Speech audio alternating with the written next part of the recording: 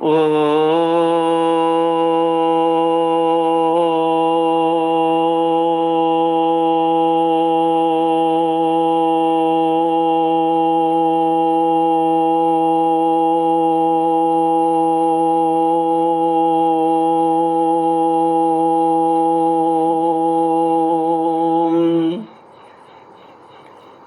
गुरुचरण कमलेभ्यो नमः। श्री गणेशाय नमः। श्री सरस्वत्यै नमः। श्री विष्णवे नमः। श्री कृष्ण गोविंद हरे मुरारे, हे नाथ नारायण वासुदेव। श्री कृष्ण गोविंद हरे मुरारे, हे नाथ नारायण वासुदेव। हे नाथ नारायण वासुदेव, हे नाथ नारायण वासुदेव। श्री कृष्ण गोविंद हरे मुरारे, हे नाथ नारायण वासुदेव।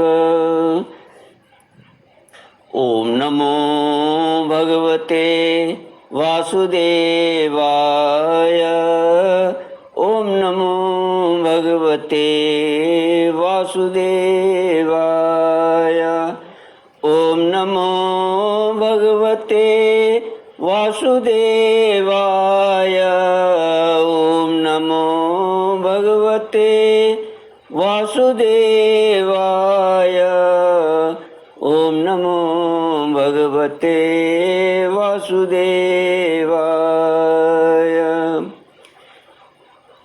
कृष्णाय वासुदेवाय हरये परमात्मने प्रणतक्लेशनाशाय गोविन्दाय नमो नमः।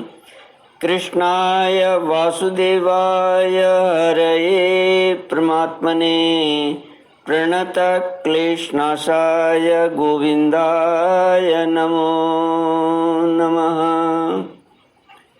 सच्चिदानन्दरूपाय विश्वोत्पत्त्यादिहेतवे तापत्रयविनाशाय श्रीकृष्णाय वयं नमः। सच्चित आनंद स्वरूप परमात्मा जो सृष्टि के उत्पत्ति, पालन और संहार करता है तथा जीवों के आध्यात्मिक, आदि दैविक, आदि भौतिक तापों को नष्ट करने वाले हैं, अर्थात जीवों के मानसिक, शारीरिक और भौतिक दुखों को दूर करने वाले हैं, उन श्री कृष्ण भगवान को हम नमस्कार करते हैं। श्री कृष्ण गोविंद हरे मुरारे, हे नाथ नारायण वासुदेव। श्रीमद् भागवत चतुर्थ स्कंद अथ सप्तविंशोऽध्यायः। नारद उवाच इत्थं पुरञ्जनं सम्यग् वशमानीय बिभ्रमैः पुरञ्जनी महाराज रेमे रमयति पतिं। स राजा महिषीं राजन् सुस्नातां रुचिराननां कृतस्वस्त्ययनां तृप्ताम् अभ्यनन्ददुपागताम्। श्रीमद्भागवत चौथा स्कंद 27वां अध्याय। पुरंजनपुरी पर चंडवेक की चढ़ाई तथा काल कन्या का चरित्र। श्री नारद जी कहते हैं, महाराज, इस प्रकार वह सुंदरी अनेकों नखरों से पुरंजन को पूरी तरह अपने बस में कर उसे आनंदित करती हुई विहार करने लगी। उसने अच्छी तरह स्नान कर अनेक प्रकार के मांगलिक श्रृंगार किए तथा भोजन आदि से तृप्त होकर वह राजा के पास आई। राजा ने उस मनोहर मुख वाले राजमहिषी का सादर अभिनंदन किया। पुरंजनी ने राजा का आलिंगन किया और राजा ने उसे गले लगाया। फिर एकांत में मन के अनुकूल रहस्य की बातें करते हुए वह ऐसा मोहित हो गया कि उस कामिनी में ही चित्त लगा रहने के कारण उसे दिन रात के भेद से निरंतर बीतते हुए काल की दुस्तर गति का भी कुछ पता न चला।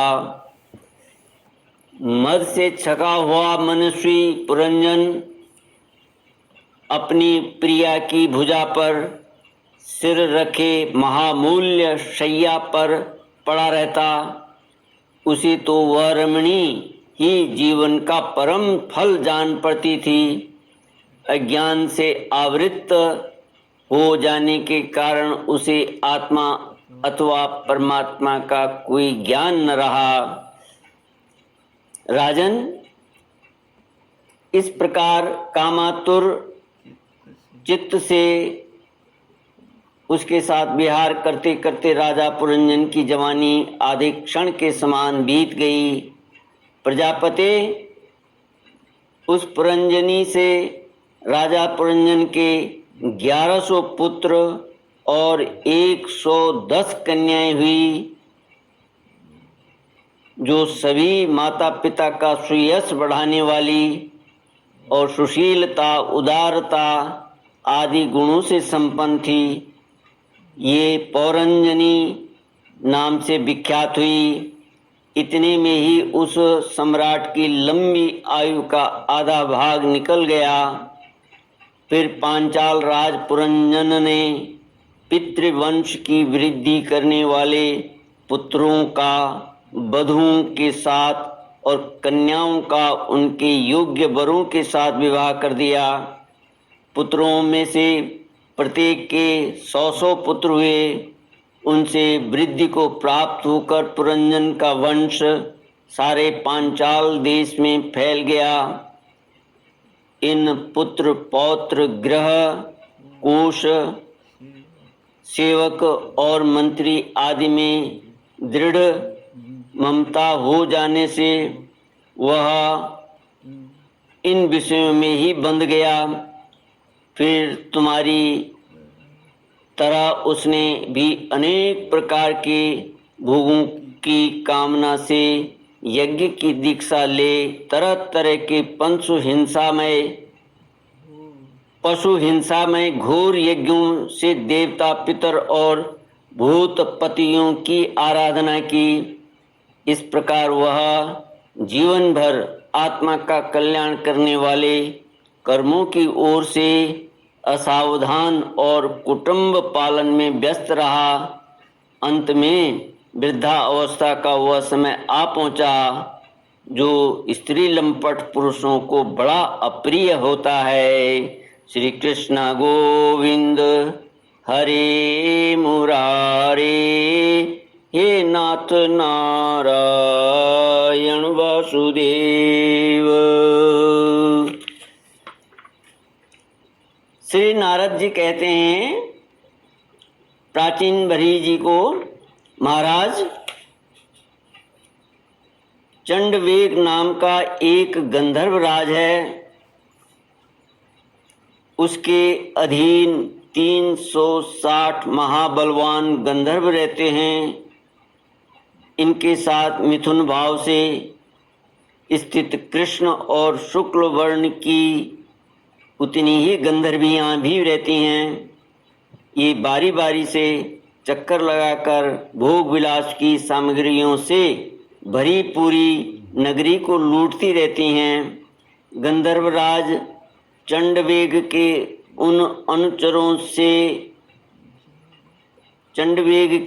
अनुचरों ने जब राजा पुरंजन का नगर लूटना आरंभ किया, तब उन्हें 5 फन के सर्प प्रजागर ने रोका।